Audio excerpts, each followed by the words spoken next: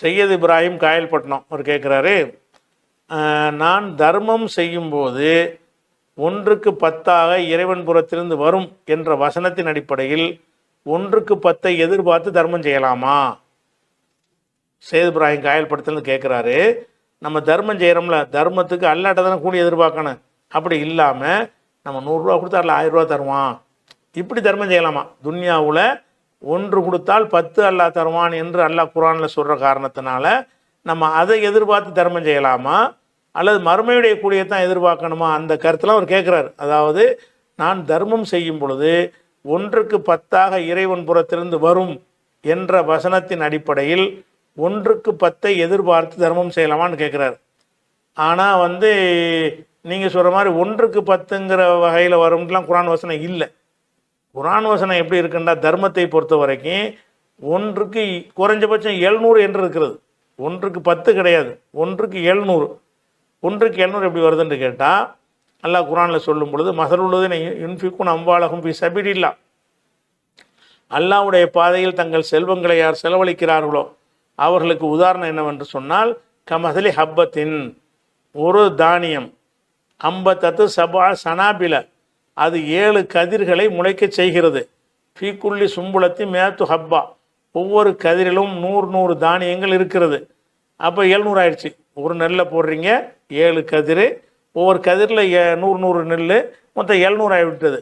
அப்போ வல்லாஹு யுலாஹி ஃபிலிமே, அல்லாஹ் நாடுனா இதோட ஜாஸ்தியாகவும் கொடுப்பான். குறைஞ்சபட்சம் அல்லாஹ் 1க்கு 10 தரல, 1க்கு 700 தராண்டு வருது. அப்போ அல்லாஹ் சொல்லக்கூடியது நீங்கள் சொல்கிற மாதிரி 1க்கு 10ங்கிற வகையில் தர்மத்துக்கு வரல. வேறு வேறு நன்மைகளுக்கெல்லாம் 1க்கு 10, தர்மங்கிற நன்மைக்கு 1க்கு 700 தான். தொழுவுறீங்கன்னு வைங்களேன், ஒரு துணைக்கு 10 தொழுகை நன்மை. நோன்பு வச்சிங்கன்னா ஒரு நோன்புக்கு 10 நோன்பு நன்மை. தர்மத்துக்கு ஒரு தர்மத்துக்கு 700 தர்மம் நன்மை.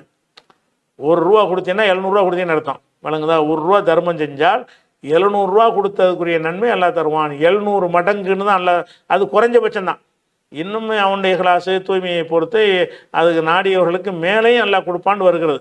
இது 2வது சூறாவில் 261 இருக்கிறது. நீங்கள் 1க்கு 10 நல்லா சொல்லலை.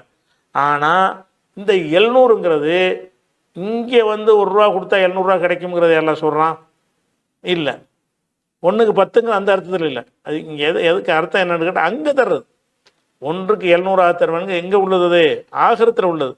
அதுமாதிரி வேறு நன்மைக்கு எல்லாம் சொல்லும்போது என்ன செய்கிறான்னு கேட்டால், 660 மஞ்சா பில் ஹசனத்தி, யார் ஒரு நன்மையை செய்கிறாரோ ஃபலஹு அஷ்ரு அம்சாலிஹா, அவருக்கு அது போன்ற 10 மடங்கு உள்ளது. பொமஞ்சா பி செய்யத்தி, யார் தீமையை செய்கிறாரோ ஃபலா யுஜா இல்லா மிஸ்லஹா, அது போன்ற அளவுக்குத்தான், ஒரு தீமைக்கு ஒரு தீமை அளவுக்கு தான் தண்டிக்கப்படுவார். ஒஹும்லா யுதுலமுன், அநீதிழைக்கப்பட மாட்டார்கள். இது மறுமைக்கு தான், இது மறுமைக்கு தான். அப்போ மற்ற நன்மைகள் செஞ்சீங்கன்னா 1க்கு 10, தர்மம் செஞ்சீங்கன்னு சொன்னால் 1க்கு 700 குறைஞ்சது. இதெல்லாம் இதுக்கு அர்த்தம் என்னன்னு கேட்டால், நீங்கள் 1 லட்ச ரூபா தர்மம் செஞ்சீங்கன்னா 700 லட்ச ரூபா, அதாவது 7 கோடி ரூபா உங்களுக்கு கிடைக்கும்னு அர்த்தம் கிடையாது. 700னா அவ்வளோதானே. ஒரு லட்ச ரூபா தர்மம் செஞ்சோம்னா 7 கோடி ரூபாய் எல்லாம் நமக்கு தருவான் அப்படின்னு கிடையாது. அப்படி சொல்லப்படலை. துன்யாவில் உள்ளதை பற்றி அது சொல்லலை. 700 மடங்கு என்பதெல்லாம் எதை பேசுது? ஆகிறது தான் பேசுகிறது. அதே நேரத்தில் பொதுவாக ஒரு தர்மத்துக்கு ஒரு கேரண்டி, பொதுவாக எந்த இபாதத்துக்குமே துன்யாவில் கிடைக்கிறத எதிர்பார்க்க முடியாது. தொழுதிங்கன்னு வைங்க, தொழுதால் உங்களுடைய செல்வம் பெருகும் அப்படின்ட்டு எந்த ஒரு குர்ஆன் ஹதீஸில் சொல்லப்படவே இல்லை. நோன்பு வச்சிங்கன்னா உங்களுடைய வசதி வாய்ப்பு பெருகும் என்று குர்ஆன் ஹதீஸில் சொல்லப்படவில்லை. எல்லா இபாதத்துகளுக்கும் மார்க்கத்தில் சொல்வது மறுமையில் உங்களுக்கு கிடைக்கும். ஆனால் இந்த தர்ம விஷயத்துக்கு மட்டும் என்ன சொல்லப்படுதுன்னு கேட்டால், மறுமையிலையும் கிடைக்கும், துன்யாவுலே அல்லாஹ் கூட தருவான். 700 தர்றதுங்கிறது மறுமையில் தான். ஆனால் துன்யாவில் செலவு செஞ்சீங்கன்னா உனக்கு கூடத்தான் கிடைக்கும் அப்படின்னு ஜென்ரலாக உள்ள ஒரு வாக்குறுதி இருக்குது மார்க்கத்தில். எப்படி இருக்குன்னு கேட்டால், முஸ்லீமில் வரக்கூடிய ஹதீஸு, மா நக்கசத்து சதக்கத்தும் இம்மாலின், எந்த ஒரு தர்மமும் எந்த ஒரு செல்வத்தையும் குறைக்காது. 100 ரூபா வச்சுருந்து 10 ரூபா தர்மம் செஞ்சால் 10 ரூபா குறையுதுன்னு நம்ம நினைக்கிறோம். குறையாது. குறையிற அர்த்தம் கூடும்னு அர்த்தம், அதே அளவுக்கு இருக்கும்னு அர்த்தம்.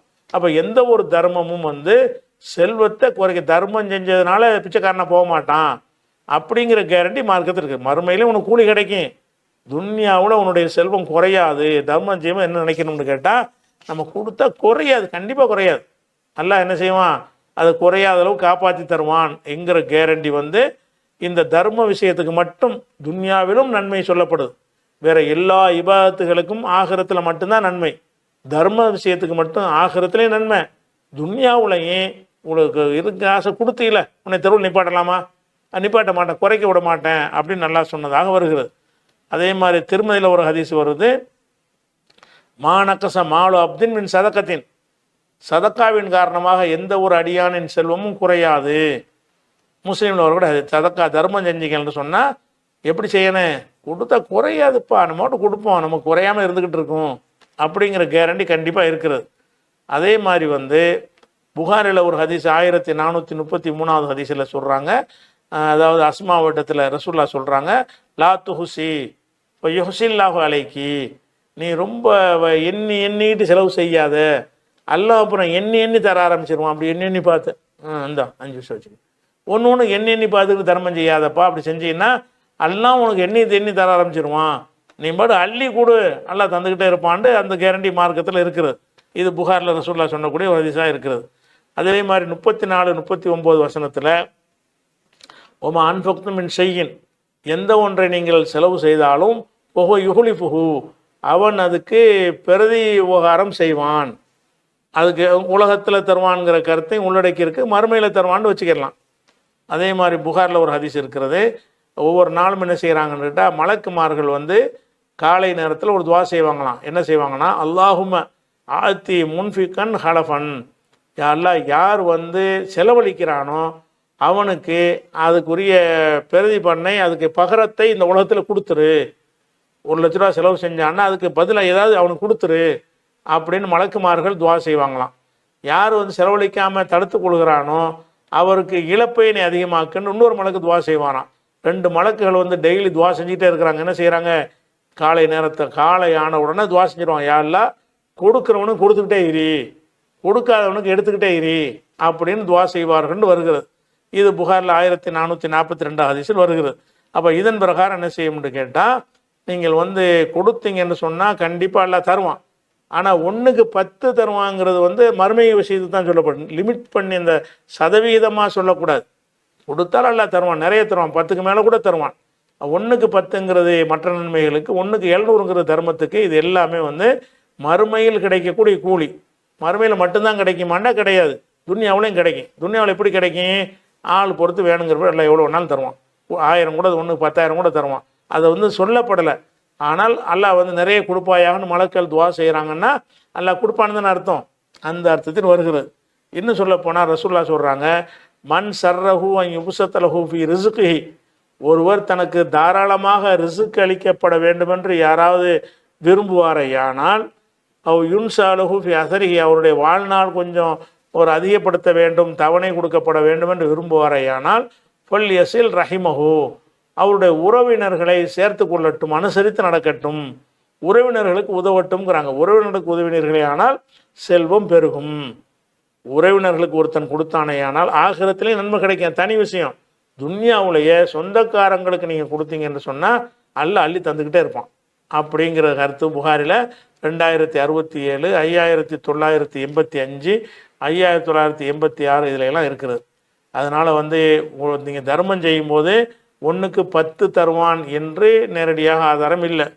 1க்கு வந்து 10 700 தருவான் என்றும் இல்லை. அதெல்லாம் மறுமைக்கு தான் இருக்கிறது. வேற என்ன இருக்கிறது? நிறைய தருவான். நல்லா நாடிய அளவுக்கு நிறைய தருவான், குறையாது. அந்த மாதிரி கேரண்டி இருக்கிறது. நீங்கள் தர்மங்களை பொறுத்த வரைக்கும் அது 2 நன்மை எதிர்பார்த்து செய்யுங்க. இறைவா நான் கொடுக்குறேன், இதுக்கு இங்கேயும் எனக்கு பரக்கத்து செய்யி, அங்கேயும் செய்யின்னு நினைத்து கொண்டு தர்மம் செய்யுங்க.